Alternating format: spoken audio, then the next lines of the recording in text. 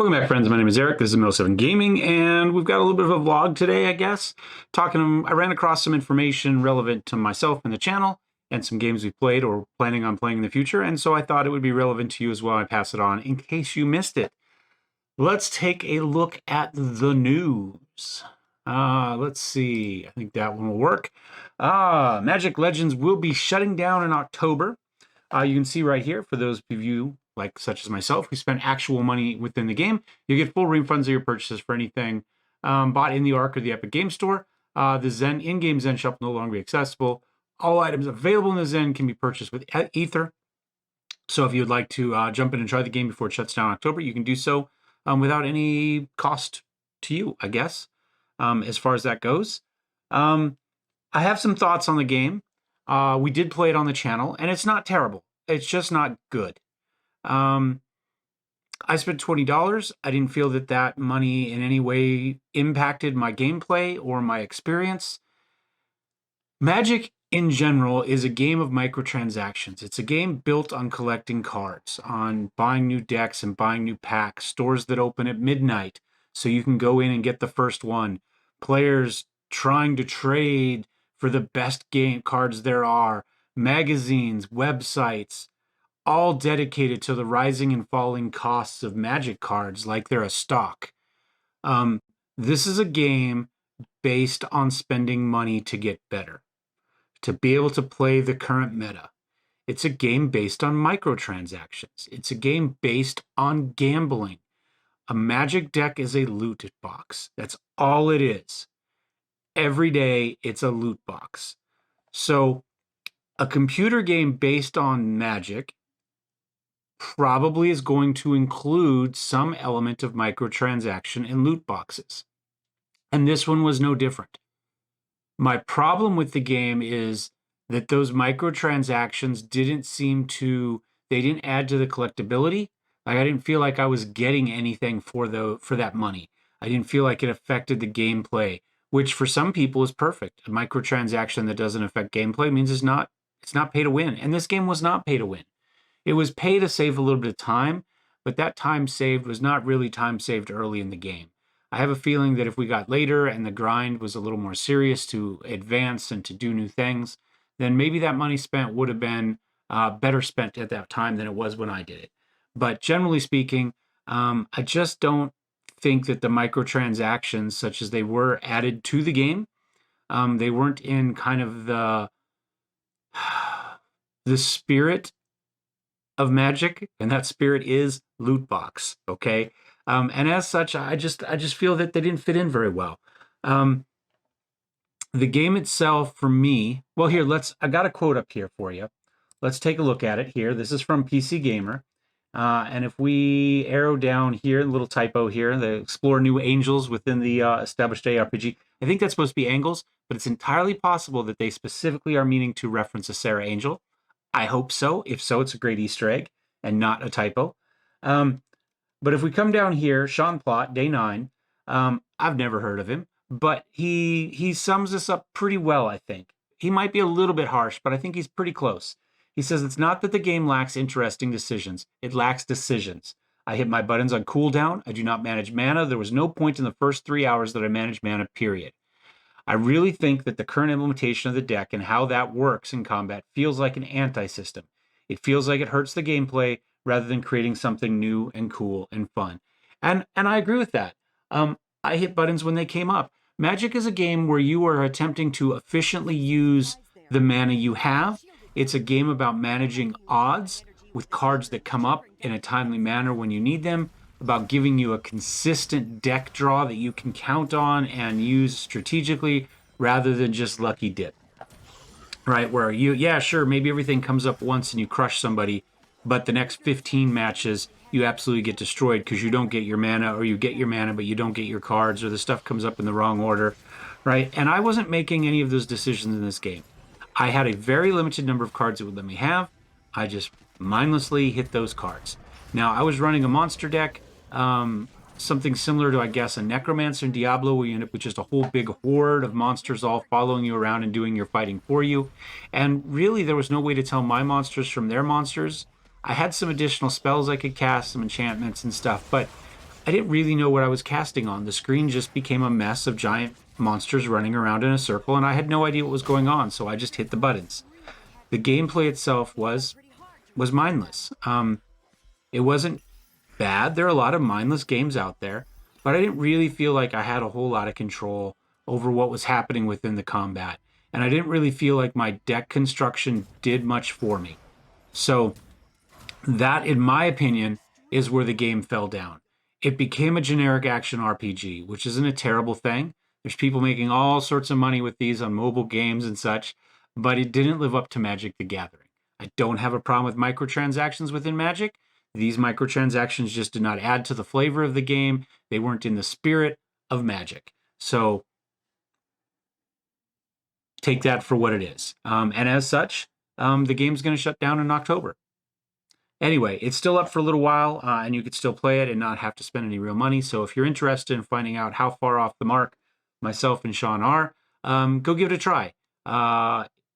If you have a huge problem with microtransactions, then I would just say stay away from any Magic game ever, because that's what it's going to be. All right, the next one is going to be Pathfinder, Wrath of the Righteous, coming to consoles in 2021. Now, I have two concerns with this announcement. The first is Owlcat is not really known for quality control. When the last Pathfinder game got released, it had huge game-breaking bugs regularly. It was like they'd never played it themselves ever. Nobody had ever done a playtest of it. It seemed like they were treating Carnage's playthrough on Twitch as their first and only quality control playthrough for bugs. And they never got there. It was buggy till the end. They came out with DLCs. We played the DLC campaign. I played their dungeon crawl. I like the idea of the game. It's hugely ambitious. I like the ideas. They don't believe in bug hunting and quality control at all, even a little bit. And so the game had problems. Even with the ultimate final bit, with all the DLCs out, there were spells that you didn't know what was going to happen each time you cast them. They behaved differently every time. Sometimes they wouldn't even go at the target you clicked it on. They would go on a completely different target for no apparent reason. And so it's a buggy mess.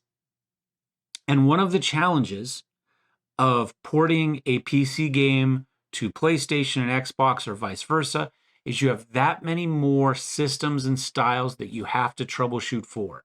And I have seen nothing in the past that shows that Owlcat is up to quality controlling a game for one platform, much less for PS4, PS5, Xbox One, and Xbox XS. Does it tell us where they are here? Yes, there's the list of them. I just don't. My second concern is that, generally speaking, games that get ported between ambitious PC games that get ported back to consoles get neutered. They get dumbed down, not because of any inherent problem with the system. The PlayStations, the Xboxes, they're hugely powerful. They're every bit as good as a computer as far as just sheer grunt for the most part. The problem is when your control options are this and only this, as opposed to a keyboard, a mouse, macros, function keys, all the rest. You must dumb down the UI. It must be simpler. Dumb down is probably the wrong term, but it does need to be simpler. Or you end up with just nested menus upon menus upon menus to try to get to things that is a one-touch, easy to find on the keyboard. I think what happens when you have a game that gets ported between the two, you get the worst of the PC and you get the worst of the consoles. Because there's no way to translate the best of the consoles to PC. I might take that back. I think I can use an Xbox controller on the PC and get some of the high speed. But we'll leave that for the moment. And there's no way to take the best of the PC and port it down to the console. And I will stand by that one. Either way, I think what you get is you get something in the middle that does nothing that either system does well. Because they can't. It just doesn't translate. So you combine that with a lack of quality control, and I think that is not a good sign for the future of Wrath of the Righteous. Having said that, I will buy the game. I do not, however, recommend that you pre-order this game. I would wait till it comes out and see how it runs on both systems. Cyberpunk should be your word of warning here, right? To the point where it was taken off the PlayStation Store. I mean, and that's a company with a whole lot more money, a whole lot more people, more money, more resources, more everything. And they failed miserably. Now, I didn't play CD Projekt Red's earlier games. Not at launch anyway. I've taken a look at some of them since then, so I don't know how good or bad they were at launch. None of them really interested me to play, except Cyberpunk. So I don't really have a good feel for what their previous launch experience was like. I did, however, have Pathfinder pre-ordered, and was playing it on launch day. I do know what Owlcat is capable of, or what they're capable of not doing, I guess is a better case. So I would worry about this one. I wouldn't spend your money. Don't be excited. When it happens, it happens. Watch some videos, see how it turns out. It should be on this channel, at least for the PC version of it. And figure out if it's worth buying for you and the platform you want to play it on. In the meantime, I would say if you're looking for a Dungeons and Dragons inspired game, Celeste is probably your best option. Baldur's Gate is a second. Baldur's Gate 3, I guess, is your second option. I would say Baldur's Gate 3 is a technical marvel, but misses the mark on feel and characters.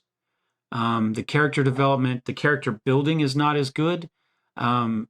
Picking a random character that you're sexually attracted to is like their high point, I guess. And that's a pretty low high point. And nudity in the character generation. That's essentially what they've got going for them, which doesn't make a character. It just makes really bad soft porn. And so I would say Celeste is it. I have hopes for Baldur's Gate. Technically, I think it's going to be great. From a bug standpoint, I think it's going to be great. From a mechanic standpoint, I think it's going to be great.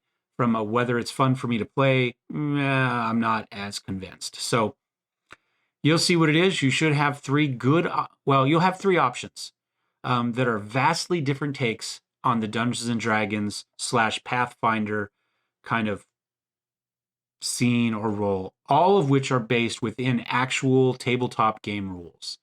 So take it for its worth. That's my 2 cents. That's my game knowledge for this July 4th weekend. Kind of a bummer, kind of a downer, honestly, I think. But we'll see how it goes. This might turn out within Path of the Righteous for Pathfinder to be hugely great, right? It could just blow the doors off and be spectacular. I'm just a little pessimistic. So we'll see how it goes. Hope this was useful information for you, and we'll see how most of it plays out right here on Mellow 7 Gaming. Until then, we'll see you next time. Cheers.